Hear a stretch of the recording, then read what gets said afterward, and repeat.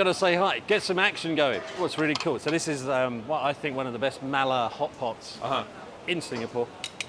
So anything take your fancy. Oh yeah. So gotta have. Okay, let's get some spam. This stuff is insane. This is like tofu sheet. It just acts like a sponge. $20. It's quite pricey, right? It's quite pricey, yeah. You sound like my wife now. So she goes, yeah, oh my God, that's really expensive. But it's so good. Literally best in Singapore, my personal point. My youngest 10-year-old, we sometimes occasionally go for the top end of town spice. Yeah. That's like, it's off the charts. But the funny thing is, it's painful. Your eyes are watering, your nose is running. You can't feel your mouth. Yeah. You're sneezing, you're coughing, but you just keep eating. You can't stop, you know? And then he has this secret thing, I don't know what it is that he puts in here, which creates this kind of juice down here at the bottom. But yeah, down here is where all the Szechuan peppers are. And again, this is where this thing soaks. Look at that. I mean, come on, God. No. Sorry. What local Singaporean habits you obtained within 15 years living here? Talking to taxi drivers. I was in Melbourne and I was commuting every month. So I was like a month here, a month in Melbourne, a month here, a month in Melbourne.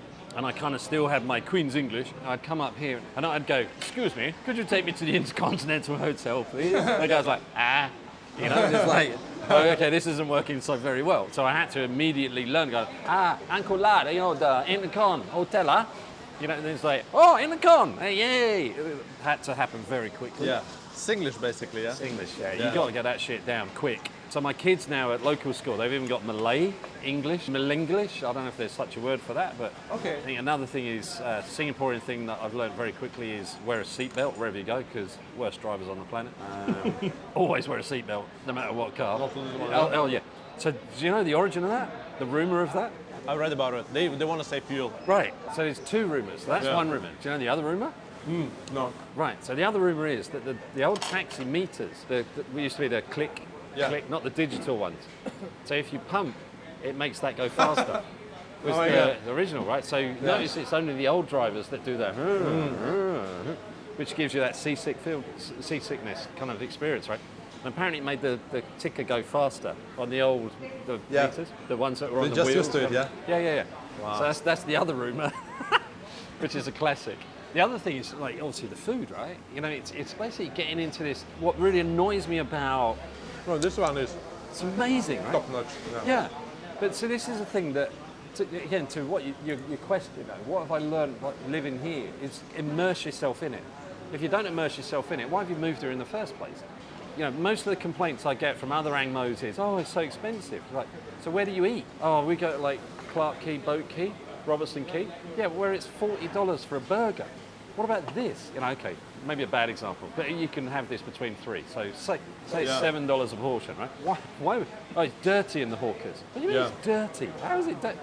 You know, so all of this ABCD that sits there proves the cleanliness managed by Singapore Food Authority. So you can trust them, for sure. I mean, in Singapore. Exactly. So it's like, come on, right? So this is the best food on the planet, my personal experience. You know, it's UNESCO heritage, for God's sake, but you're complaining that it's dirty.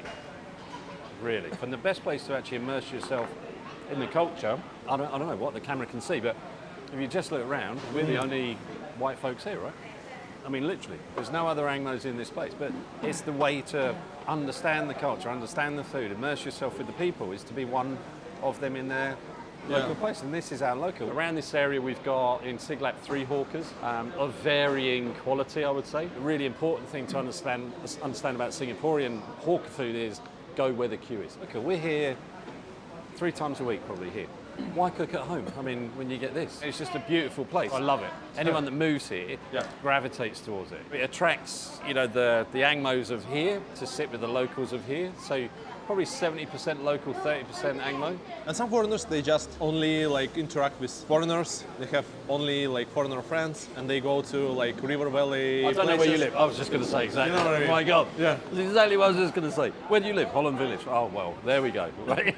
Yeah. So yeah, you know, my recommendations, you know, do the condo living for a couple of years, get used to here, but then move out to the suburbs. You have to do it. If you think you're going to stay here for a period of time, get to the suburbs. And my personal view, there are no better suburbs than the east. Yeah, east is great. So again, Katong, Siglap, you know, Bedok, beach, Airport's just there, 15 minutes to the airport. Yeah. Beach is 10 minutes. City's 15, 20 minutes. It's just a beautiful place to live. I like this Juchiat area. It's just wow, beautiful, beautiful. Yeah, it kind of, but it wasn't, right? You know, it was a lot of neon, aka KTV, right? So, you know, we don't have prostitutes in Singapore. We actually have. Really? I mean, even officially. Yeah, not during F1. But yeah, you know, if you look at Juchat now, especially during COVID, a lot of those establishments lost their license because obviously no customers, yeah? And they've repurposed themselves now into these most amazing, you know, the shop houses are back, an artisanal, be it food or craft or whatever it is. Now, you go down Juchat now, it wasn't what it was 3 years ago. It's completely different. The neon is down and you can walk down there with the family at night and it's amazing what you can kind of eat, drink and enjoy down there. You know, it's fundamentally changed, Juchat. So I totally agree. Yeah. But it wasn't what it was 2 to 3 years ago, especially down that bottom end around Juchat Place. Yeah. Now, amazing. How Singapore like changed through these 15 years? What's the biggest changes for you? It's kind of mood swings. We're in favour, we're not in favour, I would say. You mean Angmoh? Yeah. Foreigners?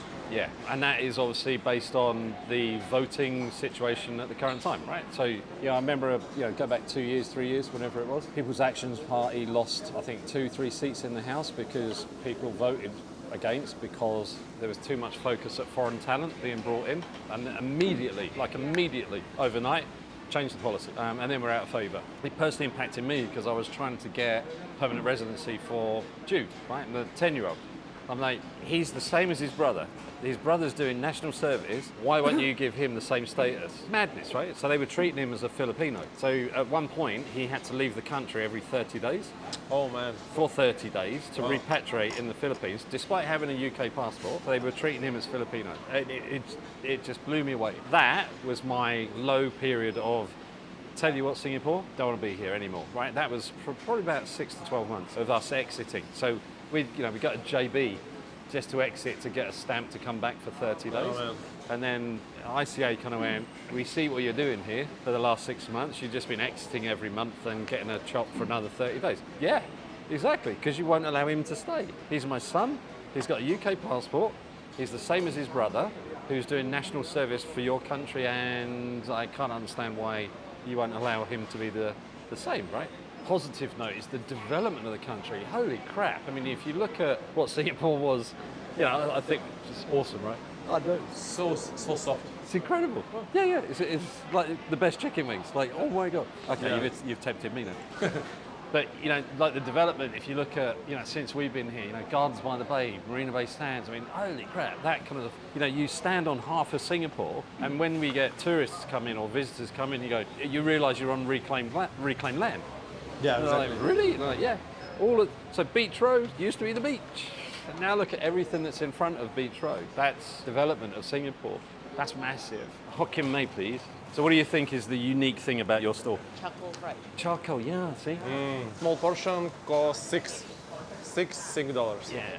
But you can smell, right? Smell the charcoal. How long you been here now? Less than 6 months. Yeah. And how long were you at the previous place? 25 years, right? 25 years. Yeah, I wrote about you already. Come on.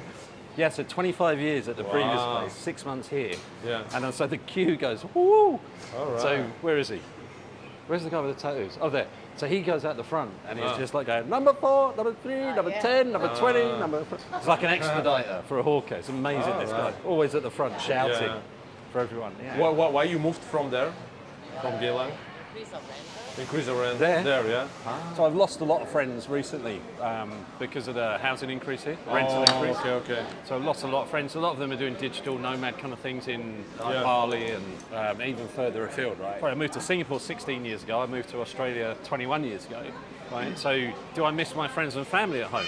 1000%. But they're always there. They're at the end of a Zoom call. You can go home. You can see them. But you move for a reason, which is to expand your horizons and you expand your outlook on life, and that's kind of hopefully what my kids have got as well, is a more worldly experience, multicultural, multi-religion, multi-everything compared to what I kind of had at home. And I'm not dissing my mother at all, right, in terms of the upbringing, but I think my kids here have had the most amazing experience and access to so many different things that I never had.